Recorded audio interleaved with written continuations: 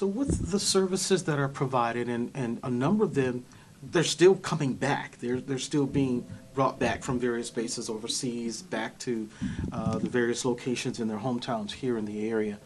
Talk to us about when that individual or family come back. Sure. The services from the point of, I want to make sure that I am enrolled in any programs and services that are available, but how do I go about making sure that I don't miss anything that I might be eligible for or my son or daughter might be eligible for? Talk to us about that initial transition as the veterans are coming home. Sure. Seamless transition encompasses several different functions, and one of the functions that we do is the outreach component. And outreach, one of the components of outreach is going out to the local units. And actually, when a service member returns back, a National Guard or a reservist come back from their deployment, they go to a mobilization station or a demob station.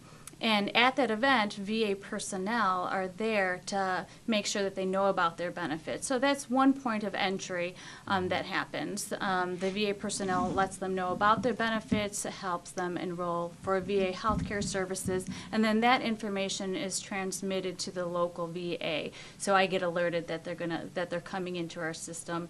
I assign a case manager, and that case manager is in touch with the veteran, and a lot of times their family members as well, to let them know about their benefits.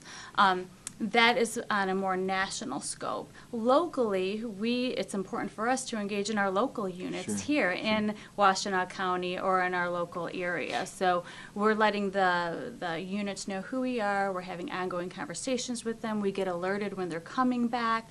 We're attending their unit events, their family events, and so that way they know who we are. Their unit points of contacts, their first sergeants, they know who to contact here at the VA, and we can assess their needs that way. So is it all of the branches as well as the personnel who are working in the National Guard? Is it everybody under the same umbrella? We work with any service member that came back from the current deployment. So yes, that could encompass regular active duty service members that are stationed at Fort Bragg or Fort Benning or anywhere within the country that are coming back. But yes, locally, the National Guard and the reservist units that have deployed or have been called and activated to deploy. So yes, we work very closely with them as well. We also do a lot of outreach to community agencies because not all service members choose to engage in care. Yeah. So by working with the community folks or family members or getting our word out, such as events like today being on the cable show, they know how to get in touch with me, and we can share some information and provide some resources to family as well. And I think one of the things we've talked about with the other providers that's been consistent that we've seen in the outreach, what about those who are reluctant to say that I need help? I'm a tough guy. I'm a military man, but underneath that, there's some hurt, there's some pain, there's some stressors that are there. How do you get to those that are reluctant to come forward and say that I need help? A lot of times it's their family members that are calling, and they're letting me know, my brother or my son, I'm noticing X, Y, and Z. So that's why it's important for us to share maybe some of the readjustments that the service member is going through, how they can support them, what's normal readjustment issues, what are things that they should be more concerned with. There's local agencies here that we can refer them to that are specific just for family members. We also, for those veterans that may have enrolled in VA care, but have chosen not to engage in regular appointments, we try to do some social and recreational activities to build those relationships with them, to make sure that they feel comfortable with us and build that trust that we are here to benefit them and we have their best interests at heart. So some of those activities, we do a welcome home event each year. We do that at different venues. Sometimes they're at car shows, sometimes they're with the Toledo Mud Hens last year. This year we're looking at some unique ideas that might interest veterans. We have do Heroes on the Water. That's a once a year event where there's kayak fishing trips. Wow. We also do Horses for Heroes, which is a therapeutic riding program. We also, Justin Verlander has invited some of our veterans to use his suite in the past, this past season. So those types of things are they're willing to let their hair down a little bit and socialize, be around their battle buddies or people that can relate to them.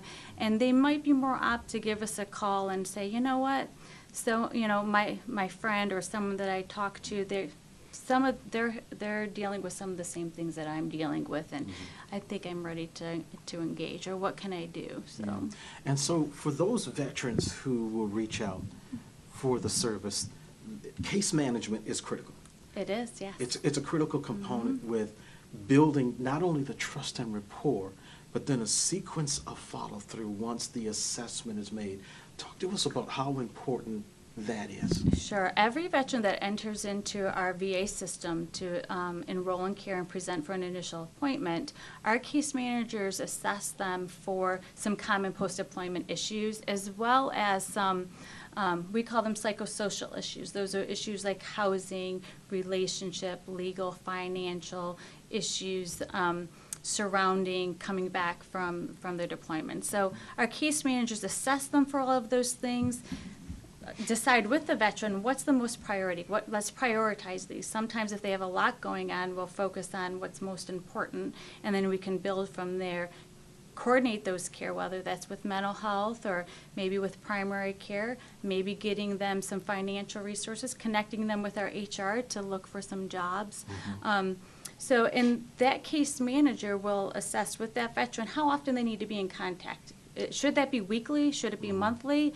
Maybe once they stabilize, it will transition to quarterly, but they won't release them from case management until that veteran meets their goals, or they can tell us, thank you, but no thank you, and we respect that. But overall, we try to work with them and keep them in that case management and follow them until they've met all of their goals. And one of the things that you mentioned, because unemployment rate is so high nationally, our recovery is slowly and surely happening.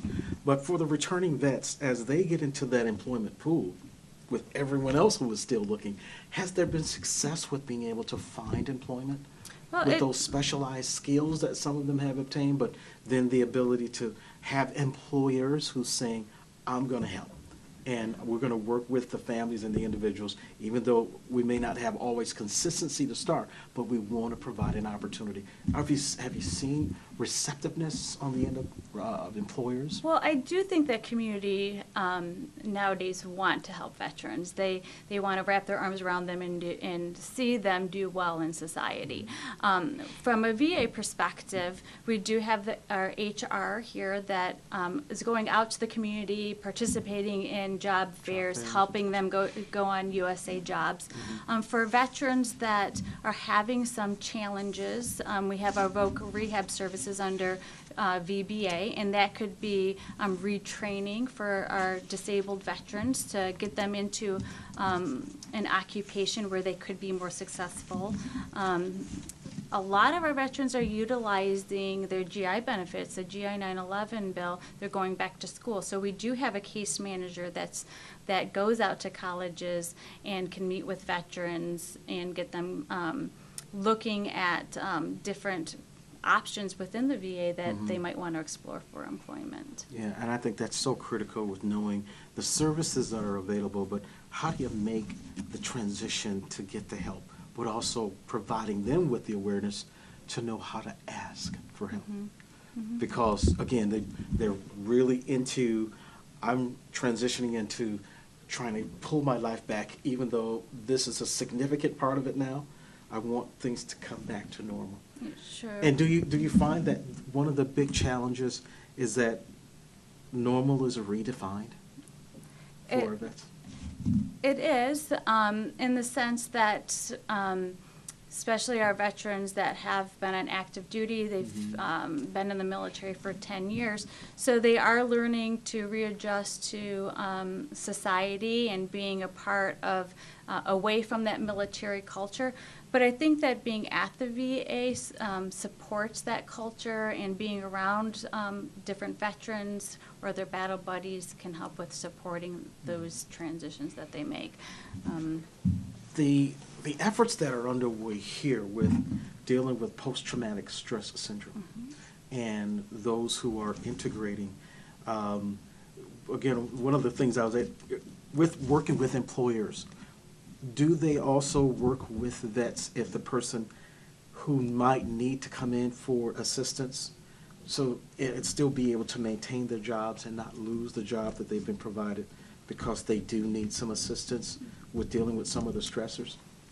If we're aware, we do have a voc rehab person that some of our veterans that may have a disability, for example, what comes to mind when you're talking about some employment challenges is our polytrauma TBI team, someone that may have a mild or moderate concussion. We do have a voc rehab specialist that could go out into the work environment or even into a school environment and provide some suggestions to in the classroom or within the work environment to help support that veteran to be successful, because most employers, that's what they want. They want their employees to be successful. Yeah. So we do have that option.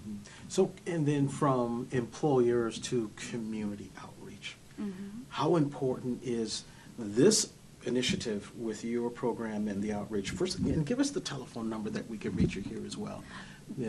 For seamless transition, our phone number, the direct line is 734-845-3787. Again, it's 734-845-3787. And we're going to put that information up on the screen as well as the website and all of the mechanics that go along with reaching your office. Now, when we go to that national website and it brings us over to the local, these resources that we're talking about now that's available for them, those buttons, those easily navigated sites, have you found that a lot of our vets do use the website? The OAF veterans, this younger population of returning combat veterans, they're very internet savvy, probably more so than what I am. They're young, they use the flash drives, they're online, they Facebook, they Twitter. So yeah, it's important that the VA has all of those things right at their fingertips. But my position isn't unique just to VA Ann Arbor. There is a seamless transition, or actually throughout the country we're more often known as OEF, OIF, OND program managers, that alphabet soup. But it is, we're known, there is an OEF, OIF program manager at each facility across the country, and it's important that folks, not just within our county, but across the country, know that we have a program and we're accessible, and please don't hesitate to give us a call. And some cases are very unique to the individual, and we want to be able to address those needs. So as we prepare to wrap up, one of the things I always try to do is make sure that with the families who might need this service, and for those who might be afraid or just not sure, what reassuring words can you provide for us to say it's okay to reach out to us? And we want to help as much as we can with this transition to make it truly seamless. Yeah, we specialize in post-deployment issues. These, although they may seem new and different and fearful for you, this is something that we're familiar with. They're common issues, and this is what we do for a living, and we want to help our veterans. We want to see you succeed and do well and reintegrate back into society. So give us a call and let us do what we're meant to do and help our veterans. Great. Well, Sarah, we do really appreciate you being on with us today. Thank you so much. Thank you. We're going to be putting the information up on the screen with the website, the telephone number, how you can reach those services here at our VA in Washtenaw County, Ann Arbor offices, but all of those areas north of us here in Saginaw, Flint, and south of us in Ohio, all of those areas you can still reach the 800 number and to find information on the website about how to reach these fantastic services that are available for our veterans. This seamless transition, we're going to help as much as we can do just that, make it seamless. My name is Rich Coleman. We'll be right back.